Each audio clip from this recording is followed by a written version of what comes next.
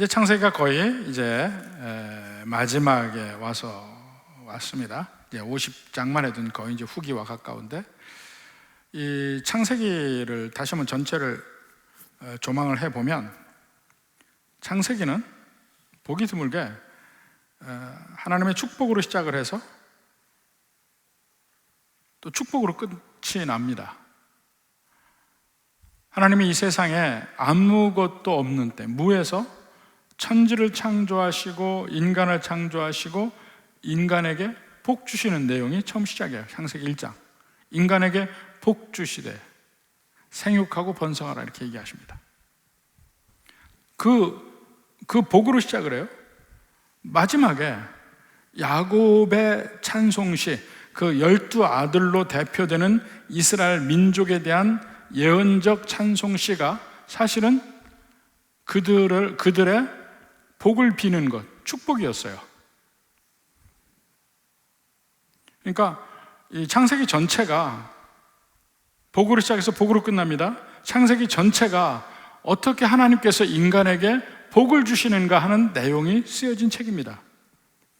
근데 그 안에 그러한 하나님의 복 주시려는 것, 그 안에 인간은 어떻게 그렇게 그 하나님이 주시고자 하는 복에서 멀어져 가고 있는 것을 또 적은 책이 이 창세기예요.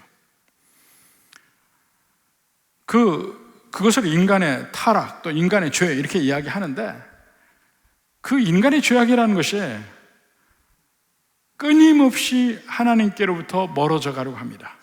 끊임없이 하나님께로부터 독립하려고 합니다. 그러면서 하나님에게서 멀어지면 멀어질수록 더 타락하게 되고, 더 형편은 안 좋아지게 되고, 이렇게 되는데, 그런 가운데 끊임없이 하나님이 다시 그들을 건지시고, 다시 그들을 건지시고, 그래서 복 주시고, 건지시고, 복 주시고, 이러는 대목이 끊임없이 창세기에 나타납니다. 그 창세기는 크게 두 문단으로 나눠볼 수 있다고 했죠. 1장부터 11장, 12장부터 50장. 1장부터 11장까지는 선사라고 할까? 전역사시대, 그 역사 전시대, 그 prehistorical era라고 할 수 있습니다. 근데 12장부터는 50장까지는 족장시대, 이 patriarchal period라고 할 수 있습니다. 족장시대. 그러니까 아브라함에서부터 이삭, 야곱, 또 12아들 유다까지 해서 그들을 이스라엘의 족장이라고 얘기하거든요. 그들이 살았던 길, 이 베델 북쪽으로는 세겜에서부터 남쪽으로는 헤브론, 부에서 헤브론까지 그 유대 산지에 있던 그들이 오르락 내리락 하면서 살던 그 길을 족장로라고도 이야기해요. 둘로 나눠볼 수 있습니다.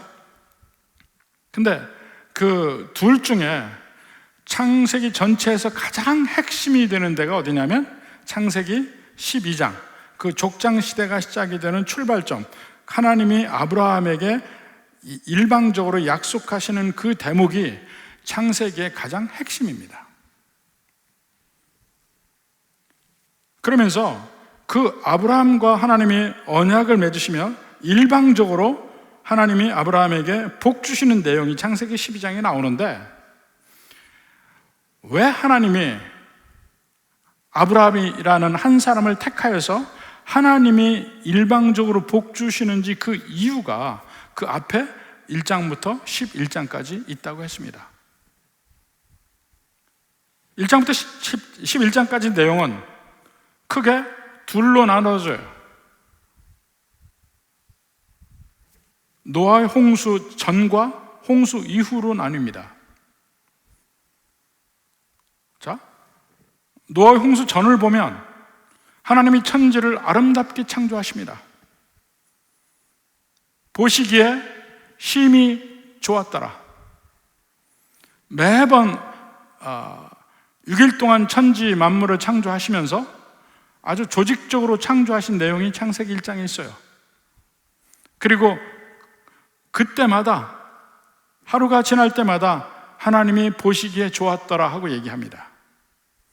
그리고는 마지막 날 인간을 창조하신 이후에는 보시기에 심히 좋았더라 하고 이야기합니다. 근데 그것은 우리말로 그렇게 되어 있기 때문에 우리가 충분히 느끼지 못하는데, 그 영어 성경으로 표현해 보면 He saw that it was very good 이라고 되어 있어요. 보시기에 좋았더라. 이게 잘못 해석하면 하나님이 뭔가 하나님이 원하신 걸 만들고 나서 탁 보고 아, 기분이 좋다 이렇게 해석할 수 있는데, 그 의미가 전혀 아니라는 거죠. 하나님이 보실 때 He saw that, 뭘 봤냐면 It was good, It was good, It was very good 이라는 거예요. 하나님 보시니까 그 창조가 아주 선하더라 하는 얘기입니다. 아주 선하더라. 근데 그 선하다는 얘기가 뭡니까? 선하다는 것이 굿이라는 표현, 그 히브리어로 토브라는 말인데, 이 말의 의미가 우리가 일반적으로 알고 있는 선악의 개념, 그러니까 도덕적으로 선, 도덕적으로 악 할 때 도덕적으로 선한 개념으로도 사용이 되지만, 이 굿이란 말이, 선하다는 말이 완전하다, 완전치 못하다는 의미로도 사용이 된다고 했어요. 그러니까 하나님의 창조는 완전하였더라. 그것을 하나님이 본 겁니다. 아, 이 창조가 완전하다. 근데 그 완전한 것은 언제나 아름다운 것과도 연결이 됩니다. 이 세상의 모든 아름다운 것은 완전과 통해요. 무엇이 완전한지, 무엇이 아름다운지 생각해 보면 알아요.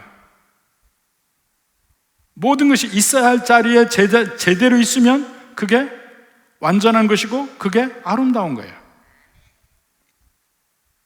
인간을 봐도 그렇고 어느 작품을 봐도 그렇고 뭔가 균형이 잡히고 완전성이 있을 때 아름답게 느낍니다. 그게 같이 상통하는 거예요.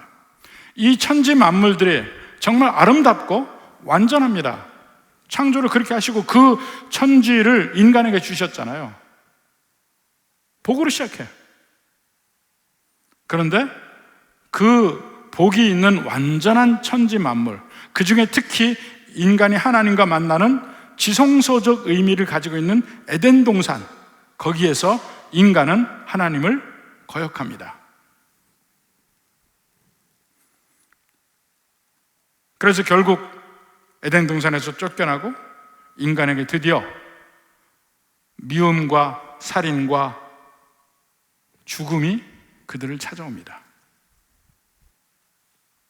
바로 그 다음 때에 형이 아우를 죽이는 살인사건이 나죠. 그리고 몇 대가 하지 않아서 그 죄악이 아주 퍼집니다. 하나님은 아담과 하와에게 아벨 대신에 새로운 아들 셋을 주셨지만, 그 셋의 아들은, 셋의 자손은 가인의 자손과는 다른 인생을 살았어요. 그 계보를 서로 비교해 보면 알잖아요. 그저 셋의 계보는 몇 살을 살다 죽었다, 몇 살을 살다 죽었다, 그 죽음에 대한 것이만 나와요. 근데 가인의 계보는 주로 이 세상의 삶에만 초점을 맞춘 그들의 인생을 봅니다.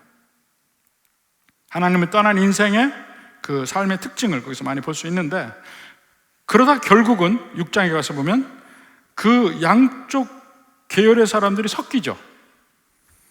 하나님의 아들과 사람의 딸들이 결혼을 했다는 것으로 상징적으로 이야기하면서 섞입니다. 그래서 모든 인간에게 악이 다 물들어서 가망이 없다. 그래서 하나님은 홍수로 그들을 멸망합니다. 멸망시킵니다. 그러나 그 중에 의인, 소위 하나님을 믿고 의지하는 노아와 그의 가족은 살립니다. 방주를 통해서. 새롭게 창조됐다는 의미를 가져요. 거의 에덴 동산적 의미가 노아가 홍수를 지난 이후에 그 사는 모습을 보면 그게 다시 재현된 것을 볼 수가 있는데, 결국 노아의 후손도 얼마 가지 않아서 결국 바벨탑을 만듭니다. 바벨탑을 만들어. 이 홍수 전에도 마지막 모든 죄악으로 멸망당하게 되었죠. 홍수 이후에도 또 모든 죄악으로 그들이 함께 살지 못하고 흩어짐을 당하게 됩니다. 그리고 인간에게는 도저히 가능성이 없다는 사실을 하나님이 그 역사를 통해서 우리에게 보여주면서, 그래서 하나님의 주도권으로, 하나님의 이니셔티브로 먼저 인간에게 오셔서 한 인간 아브라함에게 복 주시고 약속을 주시는 거예요. 그렇게 안 하면 인간을 구원할 길이 없으니까. 그리고 그 이후에 아브라함에서부터 아브라함의 삶, 이삭의 삶, 야곱의 삶, 전부 이들의 그 족장들의 삶을 보면 하나님이 아브라함과 하신 약속을 어떻게 하나님이 이끌어 가시는지 내용이에요. 그러니까 이 중심을 잃어서는 안 되는 거죠. 자꾸 아브라함을 보고 이삭을 보고 야곱을 보고 그 인간들을 보면 안 된다니까요. 결국 그 가운데 하나님이 아브라함에게 하신 약속을 어떻게 이어가는지를 보여주고 있습니다. 그 약속을 다시 돌려서 얘기하면 복이에요, 복. 하나님이 복을 주시기로 일방적으로 약속하시고 그 복이 이어지게끔 하셔요. 그러면서 매 순간, 심지어는 아브라함의 삶에서조차도 하나님이 직접적으로 중간중간에 개입하셔서 아브라함을 다시 세우시고 다시 힘을 주시고 다시 믿음을 북돋게 하시고, 그런 일을 하지 않으시면 아브라함도 하나님의 뜻 안의 삶을 살 수가 없는 사람이라는 걸 보여줘요. 이스라엘이 가장 위대하게 생각하는 아브라함도 하나님이 붙들어 주시지 않았으면 그도 멸망의 길을 갔을 거예요. 그건 이삭도 마찬가지고 야곱도 마찬가지고 다 마찬가지예요. 그저 하나님이 계셔서 그들이 복된 삶을 이어갈 수 있고 그들이 그걸 알아요. 안다는 것이 뭐냐면, 끊임없이 이삭도 자기를 통해서 하나님의 복이 임한다는 걸 알고 축복하잖아요. 지금 야곱도 자기를 통해서 하나님의 복이 내려간다는 걸 알고 축복하는 장면이 지금 49장이라고. 그 하나님을 믿고 의지하고 그 하나님이 우리를 복 주시기 때문에 우리가 이렇게 간다는 소망이 있다는 것을 계속 그들은 알고 살아가요. 그 가운데서 끊임없이 여인들은 불임으로 고통을 받습니다. 끊임없이. 먼저 사라가 불임으로 고통을 받죠. 90세가 넘을 때까지 그에게 자식이 없었잖아요. 그것을 여자가 그렇게 나이가 들면서까지 아이를 낳지 못할 때는 꼭 죽은 자 같다고 표현을 합니다. 근데 그들이 자식을 갖는 것은 곧 하나님의 부활의 능력이 그들에게 임했다는 거죠. 사라가 그랬죠. 리브가도 60이 넘어서까지 자식이 없었습니다. 그래서 하나님께 열심히 기도하다가 쌍둥이를 낳잖아요.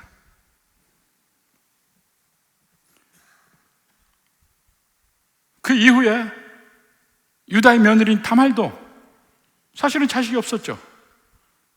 정상적인 삶 속에서는 자식을 가질 수가 없었는데 그 가운데 또 자식을 갖게 되고, 또 야곱이 정말 사랑했던 라헬, 계속 자식이 없었어요. 나중에 레아가 날 만큼 낳고 난 다음에 그 다음에 하나님이 라헬에게도 태를 여셔서 요셉을 낳게 되죠. 그러니까 이런 식으로 그 자식이 없는 여인들, 근데 하나님의 기적적인 역사로 자식을 낳게 되는 그 일들, 그러니까 그 생명을 주관하시는 분도 역시 하나님이라는 걸 보여주잖아요. 이것이 어디까지 연결이 되냐면 동정녀 마리아, 그가 잉태하게 된 것도 절대로 잉태할 수 없는 몸인데 잉태하게 되는 것은 창세기 하나님이 그런 하나님을 보이잖아요. 절대로 잉태할 수 없는 몸이야. 사라가 90세가 돼서 잉태할 수 없는 몸이야. 그런데 잉태하잖아요.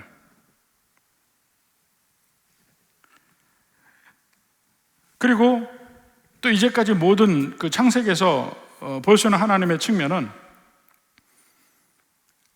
하나님의 복은요, 심지어는 이렇게 계보를 통해서 내려가는 것도 아니야. 내가 아버지가 잘나서 나도 잘 산다, 이런 개념이 없습니다. 끝까지 이 창세기에서는 하나님의 선택이 계속해서 강조가 됩니다. 그러니까 원래 하나님의 원래의 법칙은 장자를 통해서 계보가 이어나가는 겁니다. 그러니까 이 신명기의 그 모세 율법에도 보면 장자가 2배의 몫을 받잖아요. 장자를 통해서 그 계보가 이어가는 것이 원칙이에요. 그런데 창세기는 항상 장자가 아니야. 둘째 아들이야. 이스마엘이 아니고 이삭, 에서가 아니고 야곱, 야곱의 아들 중에서도 유다. 또 직접적으로 거기서 가장 장자의 복을 받는 것은 요셉, 장자가 아니에요. 하나님의 선택, 하나님의 주권적 선택이 있다는 것을 계속해서 창세기에서 보여줍니다. 그리고 마지막에 이 야곱의 축복 기도가 49장에 쭉 나오는데, 물론 중간에 아들 넷 먼저 이야기할 때도 보면 꾸지람들이 많죠. 루벤, 시므온, 레위 다 꾸지람을 듣습니다. 그렇지만 전체적인 그 12아들을 향한 모든 그 야곱의 예언적인 내용은 본질적으로 전부 복입니다. 축복입니다. 복을 비는 거야.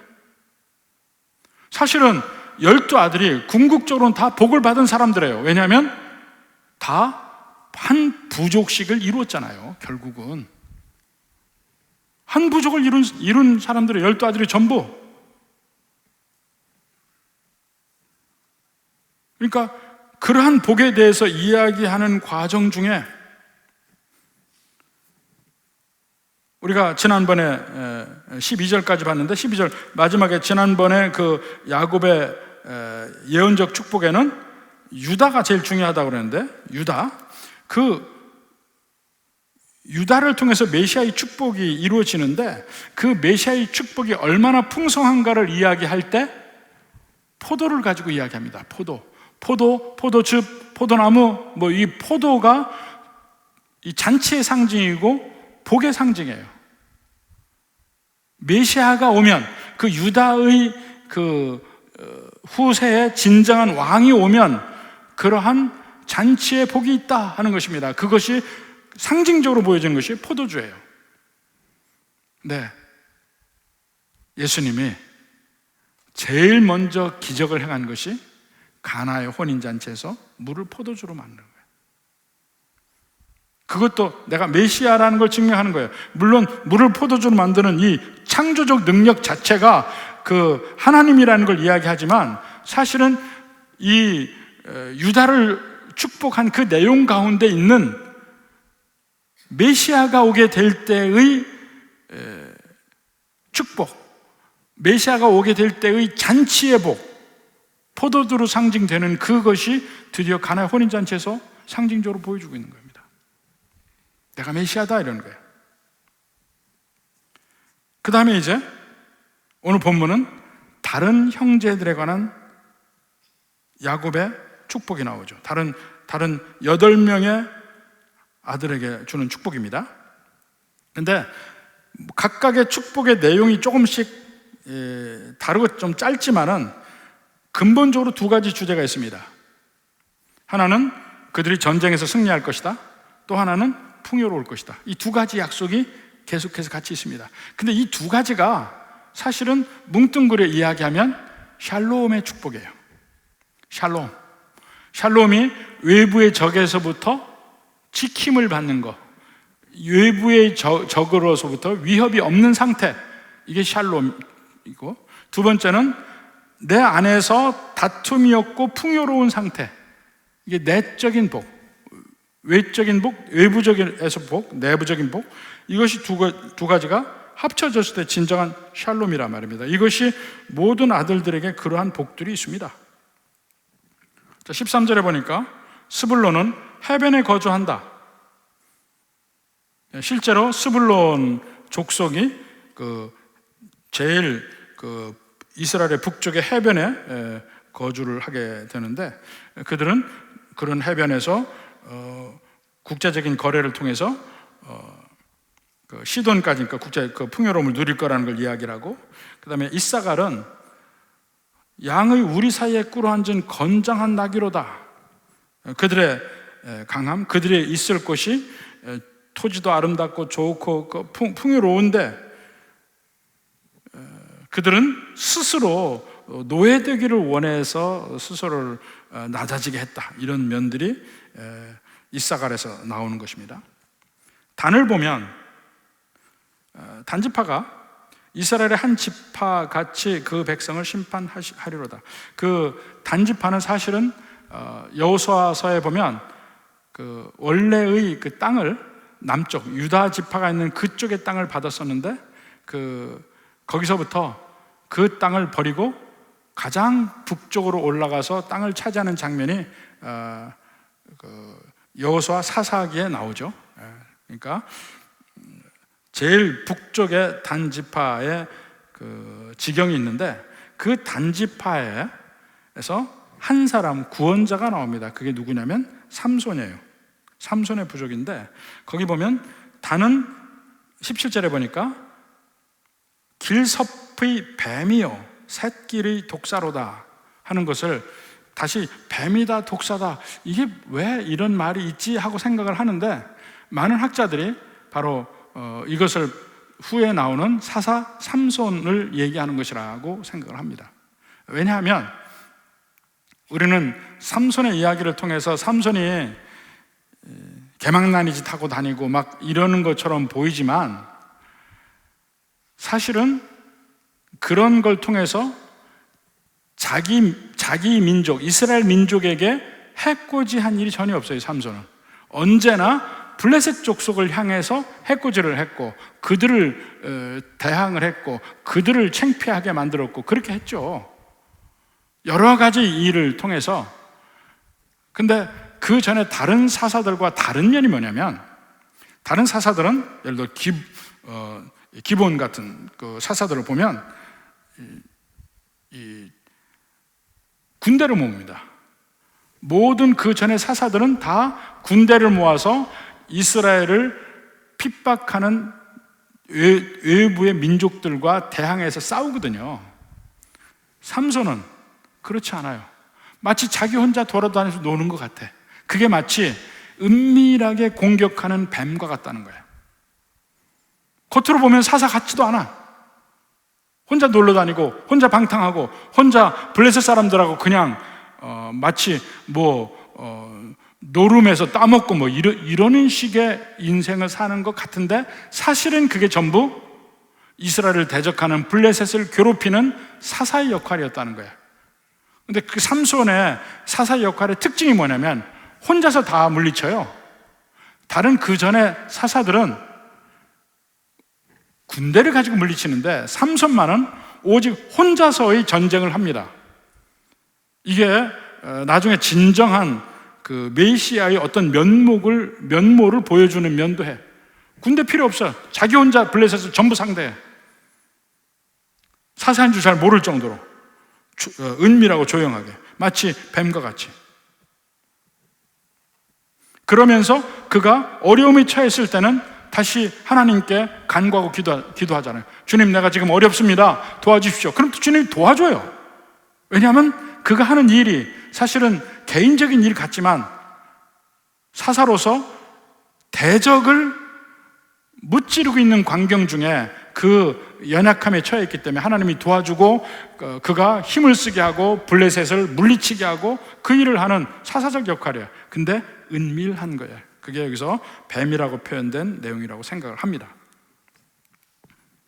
자, 그 다음에 갓은 군대의 처를 받아 도리어 그 뒤를 추격하려다.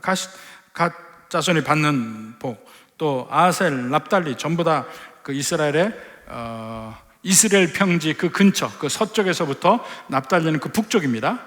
그쪽에 그 있는 부족들 거의 다 이 평지와 같은 곳에서 잘 사는 곳인데, 그 중에서 이제 베냐민을 먼저 봅시다. 베냐민 27절에 베냐민은 물어뜯는 일이라 그랬습니다.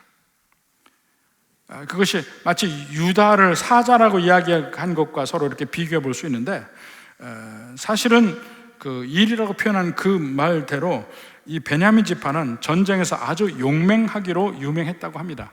그러니까 사사 시대에도 결국은 그 나머지 지파들과 베냐민이 싸움까지도 하잖아요. 그러니까 그럴 정도로 베냐민은 욕망했었다는 것을 여기서 좀 보여주기도 하고, 이제 요셉의 경우를 봅시다. 요셉 22절부터 26절까지 가장 요셉에 관한 복이 많이 있습니다. 한번 봅시다. 자, 요셉은 무성한 가지 곧 샘 곁의 무성한 가지라 그랬습니다.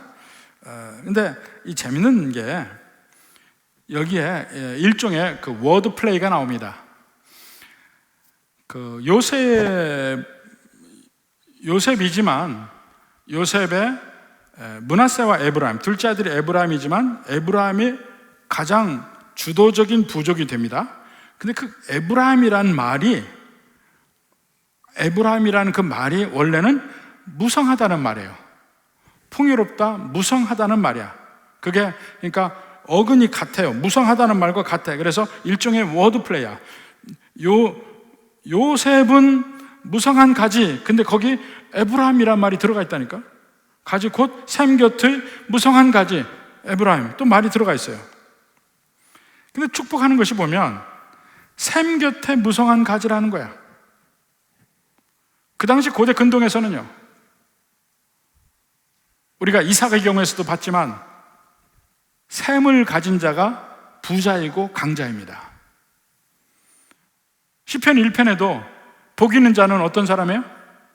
마치 시냇가에 심은 나무와 같다고 그랬잖아요. 복 있는 자야.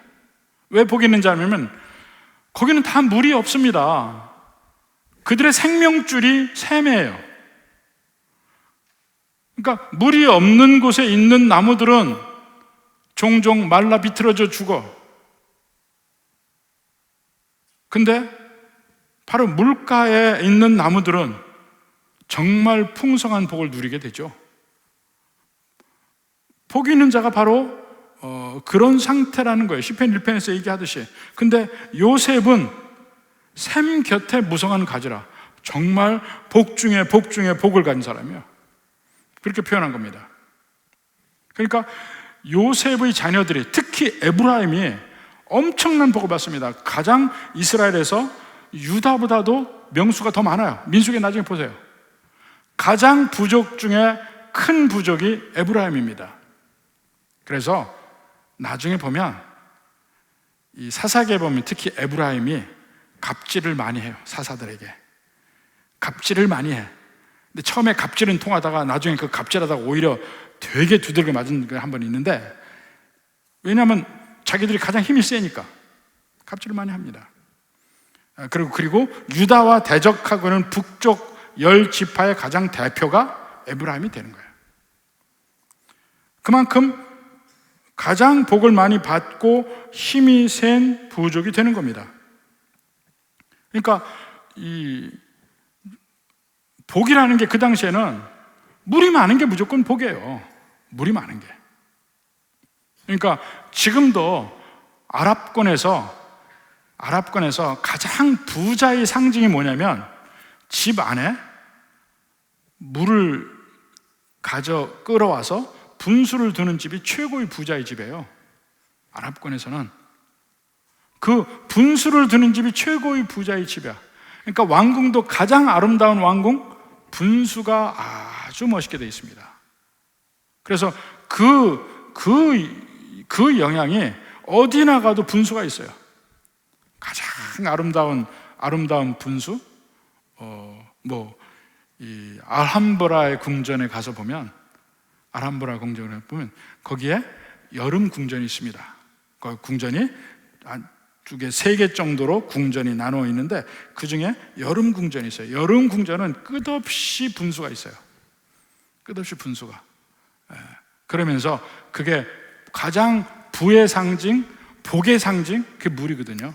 근데 이 샘 곁에 무성한 가지, 그래서 그 무성한 것이 가지가 담을 넘었다. 그 고대 근동에서는 가장 복된 모양의 표현이 그거단 말입니다. 근데 메시아가 오시는 날도 그와 같이 표현이 되어 있어요. 아주 풍성할 것이다. 이사야서 4장 2절에 봅시다. 그날에 여호와의 싹이 바로 이 메시아를 얘기하는 겁니다. 새순, 여호와의 싹, 새순, 이게 메시아예요. 그날 여호와의 싹이 아름답고 영화로울 것이요 그 땅의 소사는 이스라엘의 피난하는 자를 위하여 영화롭고 아름다울 것이며, 메시아가 나올 때 이렇게 풍성한 복을 받을 것이다, 이렇게 표현되는데 요셉의 복 중에 이런 것들이 표현이 되어 있습니다. 자, 그리고 23절에 봅시다. 활 쏘는 자가 그를 학대하며 적개심을 가지고 그를 쏘았으나, 요셉이 계속해서 공격을 당하죠. 제일 먼저는 형제들에게, 그 다음엔 보디발 장군의 아내에게, 그 다음에는 또 왕궁의 감옥 안에서 계속해서 공격을 당합니다. 수없이 많이 그 요셉을 죽이려고 하죠. 근데 하나님이 그를 지키시고, 나중에 총리가 된 뒤에도 애굽 사람이 아닌 전혀 그야말로 출신을 모르는 그야말로 듣보잡이야. 요석시온 듣보잡이 총리가 됐으니 얼마나 많은 사람들이 그를 공격을 했겠습니까? 더군다나 첫 7년 풍년 동안에 누구나 다 그 풍요로움을 같이 누리고 쓰고 싶은데 요셉은 못 쓰게 하잖아요. 다음 7년을 준비해야 되니까요. 예비해야 되니까 못 쓰게 긴축, 이 풍요로운 상태에서 긴축 하자니까 얼마나 많은 사람들이 요셉을 공격을 했겠어요. 엄청나게 많은 활 쏘는 사람들이 있었을 것입니다. 그런데 그 가운데 요셉은 무너지지 아니하고 오히려 24절에 요셉의 활은 도리어 굳세며 그의 팔은 힘이 있으니,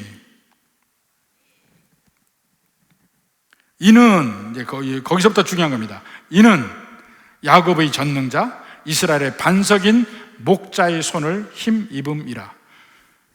이게 정말 중요한 얘기예요. 이 모든 아들들 중에 유다 빼고 가장 복된 말이 요셉에게 있습니다. 근데 요셉의 활이 그렇게 무수히 많이 활쏘움을 당했으나 오히려 요셉의 활이 더 강한 것은 야곱의 전능자, 이스라엘의 반석, 목자, 그 손에 힘입음이라. 이것 때문에 요셉이 복을 받는다는 얘기입니다. 야곱의 전능자, 이게 바로 창세기 전체에서 하나님이 언제나 스스로를 소개할 때 뭐라고 그랬어요? 나는 전능하신 하나님이라 소개했다고 그랬어요. 엘샤다이라. 야곱의 전능하신 하나님, 야곱의 전능자, 야곱이 경험했어요. 야곱이 경험했습니다.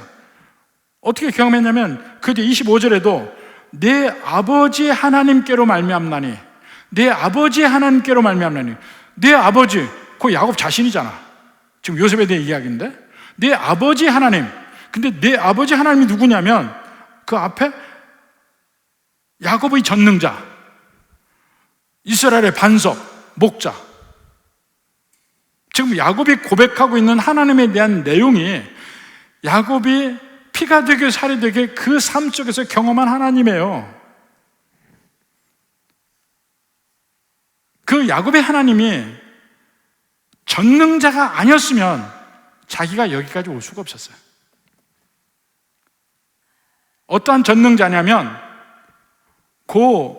자기 가족의 신인 것뿐만이 아니고 바단 아람에서 하나님은 전능자였어요. 거기서도 야곱을 지켜주셨으니까. 애굽에 와서도 하나님은 전능자였어요. 야곱과 그 가족을 지켜줬으니까. 어디에서도 야곱의 하나님이 엘샤다이였어요. 전능하신 하나님이었어요. 그걸 고백하는 거야. 천지의 모든 다 나라마다 가족마다 자기 신들이 다 있어요. 지역마다 신들이 있어요. 그러나 야곱이 믿는 하나님만이 진정한 엘샤다이, 전능자라 고백하고 있는 겁니다. 그러니까 어디서나 요셉이 이긴다는 거예요. 이스라엘의 반석이라. 이스라엘의 반석. 그 반석은 아마 베델에서 그가 세운 돌을 생각할 수도 있어요. 맹세의 돌. 하나님 정말 그렇게 하시죠? 정말 하나님 그렇게 하셨군요. 이게 전부 베델에 세운 돌에 그 의미가 있어요. 변치 않고 그를 지켜주신 하나님, 반석으로 표현되어 있어요. 그리고 목자이시다. 근데 그 목자라는 말이 요셉에게 능력을 주시는 분이 목자예요. 이 구약성경 전체에서 목자의 개념이 계속 나오잖아요. 가장 대표적인 예는 시편 23편에 여호와는 나의 목자시니. 거기 보면 원수를 물리쳐 주시고 내 길을 인도하시고 나를 항상 풍요롭게 이끌어 주시는 하나님, 그런 면에서 양에게 목자와 같은 존재구나 하고 이야기하는데, 지금 야곱이 목자라고 이야기할 때 그들이 살고 있는 곳은 애굽이고 애굽 사람들은 그 목자를 아주 경멸하고 무시해요. 그런 직업이야. 그런데 야곱은 자기 아들을 지키는 하나님이 목자라고 얘기해. 왜냐하면 자기가 목자 일을 했기 때문에 목자가 어떠한 존재인지를 아는 겁니다. 하나님은 우리의 목자다. 너의 목자이시다. 목자의 손에 힘입음이라. 그걸 고백을 하는 겁니다. 그리고 25절에 다시 내 아버지 하나님. 야곱에게는요, 특별히 야곱의 삶에서 기억되는 하나님이 있어요. 첫 번째는 베델의 하나님. 가장 어려운 순간 도망가고 있잖아요. 그리고 앞길은 어떤 일이 벌어질지 몰라. 아무것도 없는 상태에서 자기가 이제까지 있던 따뜻한 환경에서 쫓겨날 수밖에 없어요. 그래서 지금 가고 있어. 그 야곱의 고난을 한마디로 표현한 게 돌베개를 베고 잔다는 거야. 세상에 베개가 돌베개가 어디 있어요? 가장 험악한 환경 속에 있는 것을 돌베개 베고 자는 야곱으로 표현하고 있는 겁니다. 그런데 그때 하나님이 그에게 나타나셔서 내가 너에게 복 주시고 내가 너와 함께 하리라. 다시 여기 돌아올 때까지 내가 너를 떠나지 아니하리라. 그리고 복을 주어서 돌아오게 하리라. 하나님 진짜 그러실 거예요. 다시 돌아오게 하시면 내가 여기서 예배 드리고 11조 드리고 다 하겠습니다. 근데 20년의 모든 삶에 베델에서 약속하신 하나님을 야곱이 끊임없이 경험했잖아요. 그게 바로 네 아버지의 하나님이라고 하는 거예요. 또 다른 면에 야곱이 경험한 하나님은 브니엘의 하나님이에요. 브니엘. 또 다른 야곱의 가장 낮아졌던 순간, 밧단 아람에서 자기 삼촌 라반과의 관계는 이미 이제 하나님이 해결해 줬어요. 이제 근데 가려고 하니까 저 에돔 땅에서부터 사해바다 남쪽에서부터 자기 형 에서가 400명의 군사를 이끌고 자기를 만나러 와. 왜 400명씩 데리고 와? 분명히 자기를 죽이려고 하는 거지. 이제까지 20년 동안에 모든 내가 쌓은 것 다 한꺼번에 허물어지게 생길 때야. 그래서 다 자기가 할 건 다 했죠. 1대, 2대, 3대. 먼저 빌하와 실바 또 그의 자식들 먼저 보내고, 레아 보내고, 제일 마지막에 라헬 갖고 보내고, 자기는 남아있어 아직 브니엘에. 그리고 밤새 씨름하는데 그때도 하나님이 그에게 찾아오셔서 씨름을 청해서 씨름한 거예요. 야곱이 기도한 거 아니에요. 어떤 사람이 나타나서 씨름을 한 거야. 그리고는 야곱의 환도돌을 치고 그의 이름을 이스라엘이라고 했잖아요.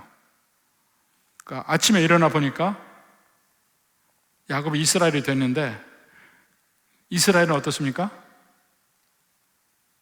절름발이 이스라엘이 된 거야. 절름발이 되기 전에는 이스라엘이 아니었어요. 그래서 참 희한해요. 어느 면에서는 인간적인 눈으로 보면 에서가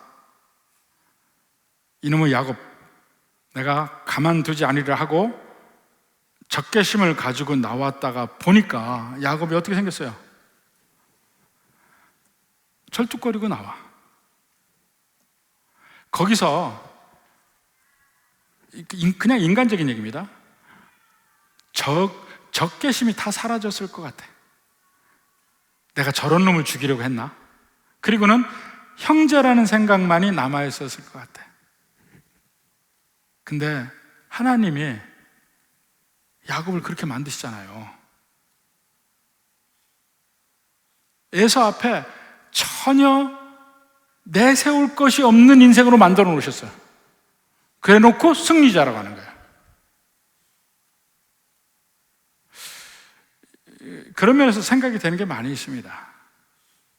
너무 세상에서 세상적 개념으로 잘나도 별로 좋을 게 없어요. 괜히 정만 많아져. 세상에 잘나잖아요. 정만 많아져. 정말 은혜로운 목사님들 보면요, 다 좀 못난 면이 좀 있어. 어느 면에서 찬송을 더럽게 못하던가, 아니면 못생겼던가, 키가 작던가, 뭐 별 그런 게 다 있어요. 근데 그게 오히려 상대편에게 경계심을 다 내려놓게 만들고 따뜻하게 만들고 오히려 그런 면이 있는 것 같아. 그래서 하나님이 야곱도 그렇게 만들어 놓고 이스라엘이라고 하셨잖아요. 이스라엘이라고. 근데 자기는 이제 전혀 힘을 쓰지 못한 상태인 거예요, 인간적으로는. 그런데 그때 진정한 하나님의 복이 그렇게 임했다는 것이죠. 가장 어려운 걸 지나는 그 이후에 더 복이 임했다는 거예요. 근데 내 아버지의 하나님이, 내 아버지의 하나님으로 말미암아 그가 너를 도우실 것이요, 25절에 그가 너를 도우실 것이요, 전능자로 말미암나니 그가 내게 복을 주실 것이라. 실제 요셉의 삶에 그랬잖아요. 아무것도 없는 삶이었어. 애굽에서 내세울 것이 하나도 없는 인생이었어요.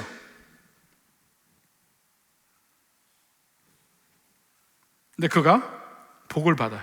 뭐 때문에요? 하나님이 전능자이기 때문에. 하나님이 그런 방식으로 야곱에게도 복을 주셨는데 그 방식으로 요셉에게도 복을 주시는 거예요. 그 방식으로 이스라엘에도 복을 주시고 그 방식으로 지금의 하나님 백성들에게도 복을 주시는 거예요. 여기서요 25절 26절 보면 복이란 말이 도대체 몇 번 나오는지 보세요. 6번 7번 나옵니다. 복, 축복, 복 계속 나와. 근데 그게 하나님의 자녀를 향한 하나님의 본심입니다. 하나님의 본심이야. 하나님은요, 자기 백성에게 복 주시기를 원한다. 이게 하나님의 본심입니다.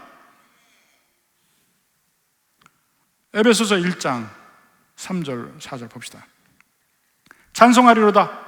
하나님 곧 우리 주 예수 그리스도의 아버지께서 그리스도 안에서 하늘에 속한 모든 신령한 복을 우리에게 주시되.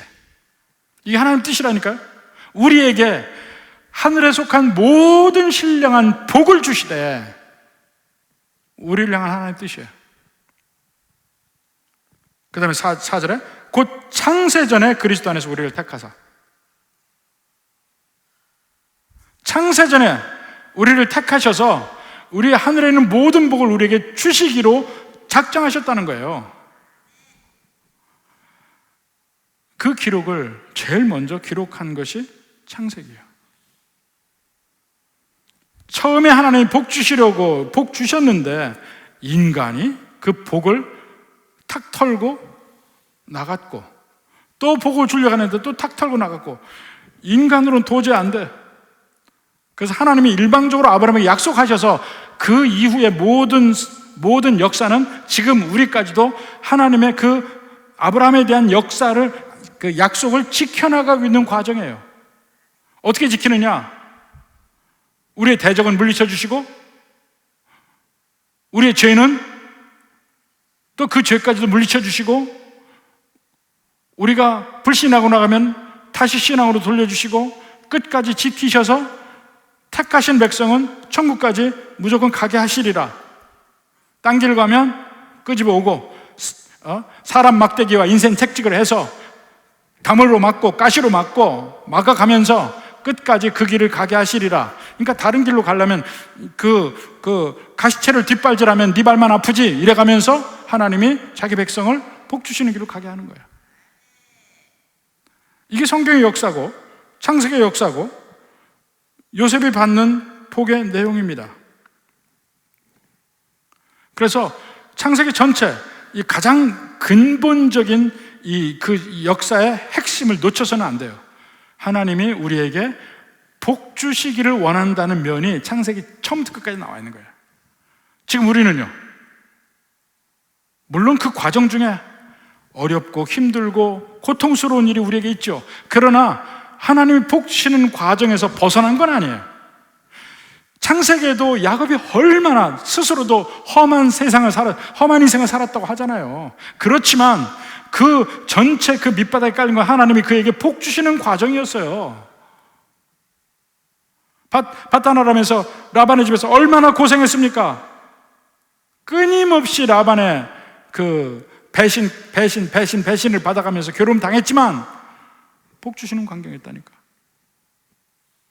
모든 것이 다 탈탈 털리는 순간에도 복 주시는 과정이라고. 이걸 잊어서는 안 돼요. 우리가 성경 볼 때마다 그걸 다시 봐야 돼요. 하나님은 우리를 향해서 복 주시길 원합니다. 잊지 마시기 바랍니다. 어떠한 어려움 속에도 이 사실을 잊어서는 안 됩니다. 그리고는 그런 면에 마지막 야곱의 소망이 나오죠. 29절 30절에 보니까 나를 가나안 땅 막벨라 밭에 있는 굴에 장사해라. 헤브론이에요. 헤브론. 햇사람 에브론의 땅. 그 땅이 헤브론. 지금도 헤브론에 아브라함의 무덤이 있습니다. 지금 있어요. 엄청나게 크게 있는데 우리가 못 가요. 거기가 전부 아랍 사람들의 그 거주지가 돼가지고 우리가 갈 수가 없어요. 참 안타까운데 그렇습니다. 근데 거기로 묻히는 이유가 뭡니까? 그 땅은 하나님이 결국 우리 자손들에게 주실 것이니까 그 소망 속에 맞추는 겁니다.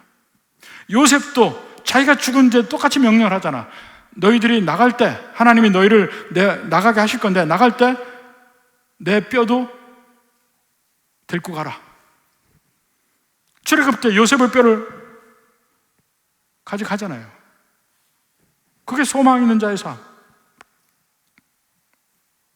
그 소망이 유다에서부터 다윗을 통해서 예수님에게 이어오고 우리까지 이어오는 거예요. 하나님은 분명히 우리에게 복 주시기를 원합니다. 그게 하나님의 뜻입니다. 어렵고 힘든 과정도 지나가면 이것도 하나님의 복이었구나 느끼는 때가 올 겁니다. 부디 이 은혜 안에서 날로 힘을 내서 살 수 있는 여러분이 되기를 주님의 이름으로 축원합니다.